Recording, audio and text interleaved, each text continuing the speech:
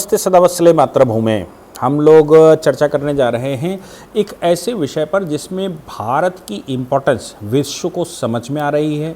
कारण उसका कोई भी हो सकता है। भारत की विविधता, भारत में रिसोर्सेस का होना, भारत में सबसे बड़ी बात है कि विश्व का मार्केट होना, या फिर जो बहुत इम्पॉर्टेंट है वो ये है कि आज के प्रधानमंत्री नरेंद्र भाई मोदी की वजह से विश्व में भारत की पोजीशन होना, और ये पोजीशन भारत की तरफ से विश्व में जो बड़े निर्णय हैं उन निर्णयों में भारत की भूमिका। ये तो हम कई बार देख चुके हैं, कह भी चुके हैं कि भारत के प्रधानमंत्री के बगैर अब विश्व जल्दी निर्णय करता नहीं, आज के प्रधानमंत्री के बगैर। क्यों? क्योंकि आज के प्रधानमंत्री की अपनी एक सिचुएशन है, एक ग्लोबल पोजीशन है। उस ग्लोबल पोजीशन में जो संस्कार उनके हैं, जिन परिस्थितियों से उन्होंने भारत को समझा, भारत को विश्व को भारत की नज़र से देखा और विश्व को भारत की दृष्टि समझाई, उसका परिणाम ये होता है कि विश्व में कोई भी गतिविधि होती है,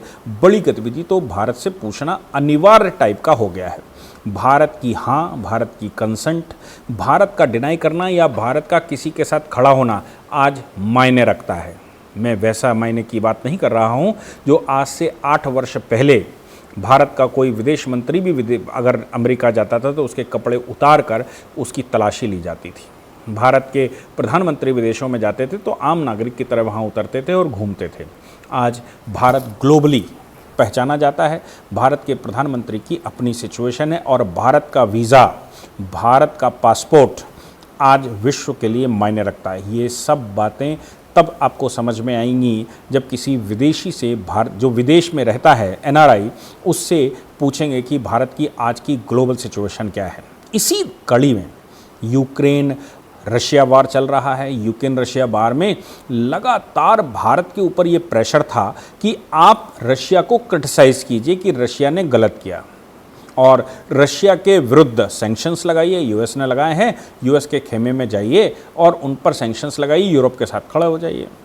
पीस कीपिंग फोर्सेस अगर भेजता है यूएनओ या अमेरिका के नेतृत्व में, तो आप अपने सैनिक दे दीजिए। तो मरेगा कौन? हमारे सैनिक बनेंगे। क्योंकि पहले विश्व युद्ध और दूसरे विश्व युद्ध दोनों में ही अगर यूरोप की इन बड़ी शक्तियों की तरफ से, जिसको मैं कहूँ ब्रिटेन, इनकी तरफ से अगर किसी ने युद्ध लड़ा तो वो उनका अंग्रेज़ या क्रिश्चियन नहीं मारा गया, मारा भारतीय सैनिक गया। इसीलिए उन्होंने भारत में आकर इंडिया गेट बना दिया और वहाँ उनकी लिस्टिंग कर दी। जो अंग्रेज़ों के लिए विश्व युद्ध लड़ रहे थे भारतीय। तो आज भी सिचुएशन कुछ ऐसी ही है। अगर वर्ल्ड वार 3 करना चाहते हैं तो फिर भारत जाकर अमेरिका के साथ खड़ा हो जाए और अमेरिका भारत के सैनिकों का इस्तेमाल करते हुए दुनिया के टेक्नोलॉजी देगा, युद्ध के वेपन्स देगा और कहेगा लड़ो जाके भाई, मरो जाके। मरने के लिए तो भारतीय बने हैं। ऐसा 1000 साल से मुसलमान जो भारत में शासन करने आक्रांत आए और क्रिश्चियन जो भारत में शासन करने आए, उनका सबका मानना था कि भारतीय तो मरने के लिए ही बने हैं। भारत के लोग ही विश्व में युद्ध किसी का हो, युद्ध में मरने वाले भारतीय ही होंगे। आज भी ऐसा ही सोचकर अमेरिका कर रहा है। लेकिन आज भारत में दूसरे तरह की सरकारें हैं। राष्ट्र को प्रथम, भारतीयों को प्रथम सोचने वाले लोग आज सत्ता में हैं। इसलिए भारत ने कहा कि हम गुट निरपेक्ष देश हैं, इसलिए हम किसी गुट में शामिल नहीं होते। हाँ, हम हिंसा को किसी भी प्रकार से समर्थन नहीं करते, हम तुरंत सीज फायर के पक्ष में हैं। गलत कौन है, यूक्रेन या रशिया, ये हमारा विषय नहीं है। गलत और सही का वो लोग जाने, हम तो इतना जानते हैं कि ये युद्ध की विभीषिका समाप्त होनी चाहिए, युद्ध समाप्त होना चाहिए। उसमें यूक्रेन जीते या रशिया, वो अपना निपटें। उसमें अमेरिका और यूरोप मिलकर तय करे कि क्या होना चाहिए। मेरा मानना सिर्फ इतना है कि युद्ध समाप्त होना चाहिए, युद्ध किसी का हल नहीं है। ये भारत सोच के चलता है। अब ऐसी सिचुएशन में जब रशिया के ऊपर अमेरिका के खेमे ने तमाम तरह के सैंक्शन लगा रखे हों, और ऐसे सैंक्शन लगा रखे हों कि रशिया जो है वो अपना कुछ बेच ना पाए, उसके पास करेंसी ना पाए, वो विश्व के साथ ट्रेड ना कर पाए और अलग थलग आइसोलेशन में चला जाए, ताकि अमेरिका के अपने हित सध जाएं। क्योंकि हम जानते हैं कि शीत युद्ध से पहले, यानी कि 1991-92 से पहले तक रशिया और अमेरिका दो बैलेंस ऑफ पावर थी। कुछ रशिया के पास, रशिया से दबकर अमेरिका पीछे हटता था। आज अमेरिका हर एक मामले में संसार के अपनी टांग अड़ाने की कोशिश करता है या उसमें इंटरवीन करने की कोशिश करता है। क्यों? क्योंकि उसको लगता है कि विश्व के दादा तो अब केवल हम हैं, रशिया तो ढेर हो चुका है। लेकिन अभी रशिया के पास जो युद्ध का हथियार हैं, रशिया के पास जो ज़मीन है, रशिया के पास जो रिसोर्सेज हैं, या रशिया के पास जो पावर है, उसको किसी भी हालत में माइनस नहीं किया जा सकता। क्यों? क्योंकि शक्ति तो उसके पास है, धन भले ही उसके पास कम हो। अब ऐसी युद्ध की सिचुएशन में उसके द्वारा पिछले 40 वर्षों में जो कुछ भी, या 30 वर्षों में जो कुछ भी उसने एक्सपेंशन किए थे, जो उसने एक्सपेरिमेंट्स किए थे, वो सब स्टार्ट 1 और स्टार्ट 2 दो ट्रीटियां यूएस के साथ हुई थी। उन ट्रीटियों की वजह से वो ओपन उसको एक्सप्लोर नहीं कर पाए थे।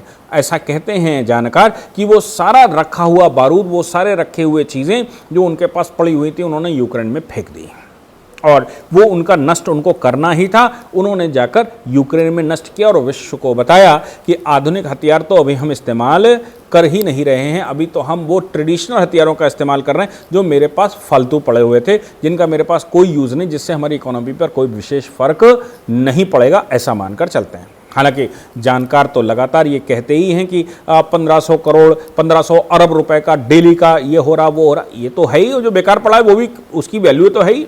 लेकिन अब अमेरिका ने जब रशिया के ऊपर इस प्रकार के बैन लगा दिए तो इस सिचुएशन में रशिया का विश्व से कनेक्टिविटी खत्म होना एक बड़ी समस्या है।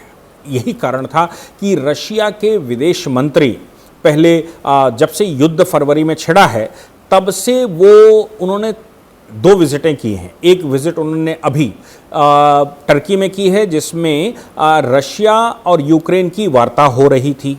उसमें यूक्रेन का कुछ स्थिति नॉर्मल दिखाई पड़ी तो रशिया ने भी कुछ एक उदासीन व्यू अपनाया और कहा भाई हम नागरिकों के विषय में ऐसा करेंगे वैसा करेंगे। वो सिर्फ एक भाषणबाजी, जो कॉमन मिनिमम स्टेटमेंट होता है वो दिया। उसके बाद वो चाइना जाने वाले हैं और चाइना से वो भारत में आने वाले हैं। अब भारत में जब वो आएंगे तो आप सोचिए कि रशिया का विदेश मंत्री पहले तो वो केवल यूक्रेन से टॉक के लिए गया, फिर वो चाइना जा रहे हैं और फिर वो भारत में आ रहे हैं। यानी कि विश्व में अगर 2-3 देशों के साथ रशिया भरोसा कर सकता है या उनसे उसको उम्मीद है तो उनमें एक भारत है। भारत के प्रधानमंत्री ने साफ कहा भी कि भाई हम इस युद्ध की विभीषिका में सीज फायर के पक्ष में है, किसी प्रकार सीज फायर हो जाए। और भारत के प्रधानमंत्री के आग्रह पर रशिया ने भारतीयों को निकालने के लिए रास्ता भी प्रोवाइड किया और वो युद्ध विराम भी थोड़े समय के लिए समय समय पर अलग अलग डिस्ट्रिक्ट्स में, अलग अलग स्टेट्स में किया। कुल मिलाकर हमारी बात उन्होंने मानी। अमेरिका लगातार कह रहा था कि भारत अगर रशिया से कहे या भारत रशिया से अलग हो जाए और विरोध कर दे तो रशिया नतमस्तक हो जाएगा, मजबूरी में अलग हो जाएगा, मजबूरी में वापस जाएगा। लेकिन भारत का अपनी स्ट्रैटेजी, उन्होंने कहा कि आज़ादी के बाद हमारी बिल्कुल एक साफ सुथरी स्ट्रैटेजी ये है कि हम किसी भी खेमे में नहीं हैं, ना ही हम अमेरिकन खेमे में हैं, ना ही रशियन खेमे में हैं, और युद्ध भारत करने की या झेलने की स्थिति में नहीं है। विश्व युद्ध में भारत पार्टिसिपेट नहीं कर सकता। अब इस सिचुएशन में जब रशिया का विदेश मंत्री भारत में आ रहा हो तो अमेरिका के लिए बड़ा इंपॉर्टेंस रखता है। अभी अमेरिका के लिए क्या है, यूरोप के लिए भी। यूरोप में ब्रिटेन की विदेश मंत्री हमारे पास 2 दिन में आने वाली हैं। उसके अलावा जर्मनी के कुछ रक्षा विशेषज्ञ भारत में आने वाले हैं और विश्व के वो कंट्री जो इस समय यूक्रेन के पक्ष में खड़े हुए हैं लेकिन हिम्मत नहीं कर पा रहे हैं कि वो रशिया से लड़ सकें, वो सब भारत बारंबार आ रहे हैं, भारत से वार्ता करने की कोशिश कर रहे हैं। इसी बीच में अमेरिका ने अपने डिप्टी नेशनल सिक्योरिटी एडवाइज़र, जो एक भारतीय मूल के हैं, उनको भारत में, दलीप सिंह उनका नाम है, उनको भारत में अचानक भेजने का निर्णय लिया। क्यों? क्योंकि रशिया के विदेश मंत्री लावरोव भारत में आ रहे हैं, भारत के विदेश मंत्री के साथ उनकी चर्चा होगी। तो अब जो इसे घेरते नहीं हैं, घेरते हैं कि भाई अब ये इनसे मिलेंगे तो तुम भी चले जाओ तो तुम्हारे सामने थोड़ा सा हल्का हो जाएगा और वो खुल के नहीं कह पाएंगे, खुल के स्टेटमेंट नहीं दे पाएंगे। तो दलीप सिंह जो कि उनके डिप्टी नेशनल सिक्योरिटी एडवाइज़र हमारी तरह नहीं, हमारी तरह सिक्योरिटी एडवाइज़र का मतलब किस सिक्योरिटी की बात होती थी, केवल इंटेलिजेंस की बात होती थी। उनका security adviser world economic affairs में सिक्योरिटी एडवाइज़र जो ये कहने जो इकोनॉमिकली वॉर कैसे करेगा, इकोनॉमिकली वैन कैसे लगाएंगे, विश्व को सिक्योरिटी को ध्यान में रखते हुए विश्व पर इकोनॉमिकली कैसे हावी हो जाएंगे, कैसे उन पर प्रिवेल करेंगे, कैसे उनकी सिचुएशन कमज़ोर करेंगे, देशों को कैसे कमज़ोर करेंगे, ये सब कुछ वो करता है। ऐसे ही दलीप सिंह जो कि बड़ी ध्यान से देखने की बात है, चीफ स्ट्रेटेजिस्ट हैं रशिया में सैंक्शन लगाने के यूक्रेन वॉर के दौरान।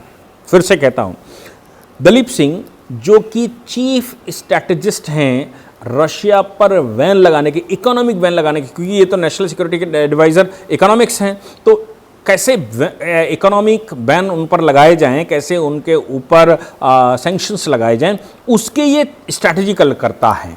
अब वो भारत में आना चाहते हैं, भारत तो में सबका स्वागत है, भारत सबसे मिलेगा, लेकिन भारत के जो उनके काउंटर पार्ट हैं नेशनल सिक्योरिटी एडवाइज़र वगैरह, उनसे उनकी वार्ता होगी और उनसे कोई मतभेद हमारा नहीं है, हमारा ना ब्रिटेन से मतभेद है और ना ही उनसे। लेकिन ये तो साफ जाहिर है कि इस समय रशिया को धन की आवश्यकता है और हमारे पास मार्केट है, उनके पास प्रोडक्ट है, हमारे पास मार्केट है। युद्ध की इस विभीषिका में विश्व में सबके रेट चढ़ रहे हैं और ऐसी सिचुएशन में भारत के 130 करोड़ लोग तुम्हारे युद्ध की वजह से क्यों सफ़र करें। हम अपनी स्ट्रैटेजी, हम अपनी इकोनॉमी स्ट्रॉन्ग करना चाहते हैं, भारत में कोई भूखा ना मरे, ऐसा निर्णय भारत सरकार करती है। और इसीलिए आपने देखा होगा कि किस प्रकार भारत पिछले 2 वर्ष से मुफ्त में एक व्यक्ति को राशन दे रहा है, ताकि भारत में किसी भी व्यक्ति के साथ गलत ना हो सके। जब हम इतना प्रयास कर रहे हैं, नेशनल फंड्स पर इतना हमारे लोड आ रहा है, तो ऐसी सिचुएशन में यूक्रेन रशिया वॉर जो खास तौर से यूरोप अमेरिका वर्सेस रशिया है, उस युद्ध की वजह से हम क्यों सफ़र करें, हम क्यों विश्व के साथ नाते अपने ख़राब करें। ऐसी सिचुएशन में अगर रशिया पर उन्होंने बैन लगाया है, तो वैन लगाने के बाद रशिया को मार्केट चाहिए और हम विश्व की 20% आबादी होने के नाते, 20 के लगभग थोड़ा कम ज़्यादा आबादी होने के नाते और विश्व की 20% मार्केट होने के नाते हम सबसे बड़े इंपोर्टर होते हैं। तो रशिया हमारी तरफ मार्केट देख रहा होगा और हम सस्ता सामान देख रहे हैं जो हमारी आवश्यक नीड ऑफ टाइम है। इसलिए हम रशिया के साथ किसी भी प्रकार का कोई सैंक्शन नहीं लगा रहे और उनसे चीज़ें परचेज़ कर रहे हैं। लेकिन अमेरिका को ये अच्छा नहीं लगता, क्योंकि वो वर्ल्ड मार्केट को, भारत की मार्केट को भी अपनी मार्केट मानकर चलने वाला है। चीन भी ऐसा ही सोचता है। लेकिन हम इस समय रशिया की जो आवश्यकता है, उस आवश्यकता के अनुरूप उनकी मदद करने को तैयार। मदद से मतलब है उनकी मदद क्या, हम अपनी आवश्यकता को पूरा करना चाहते हैं, सस्ते में पूरा करना चाहते हैं। इसलिए एस जयशंकर के साथ लेवरोव की वार्ता होना तय हुआ है और अमेरिका उस बाधा में दलीप सिंह को भेजकर उस बाधा में अपनी बाधा पैदा करना चाहता है। हालांकि आज प्रधानमंत्री माननीय नरेंद्र भाई मोदी ने एक बड़ी इंपॉर्टेंट बात कही अभी थोड़ी देर पहले ही, और बात तो इंपॉर्टेंट इसलिए है क्योंकि प्राइम मिनिस्टर बैठक में भाग ले रहे थे बिम्स्टेक की, और बिम्स्टेक की बैठक में प्रधानमंत्री भाग ले रहे थे। उसमें भाई बिम्स्टेक तो खासतौर से हमारे यहाँ का अपना एक संगठन है, बे ऑफ बंगाल का इनिशिएटिव है।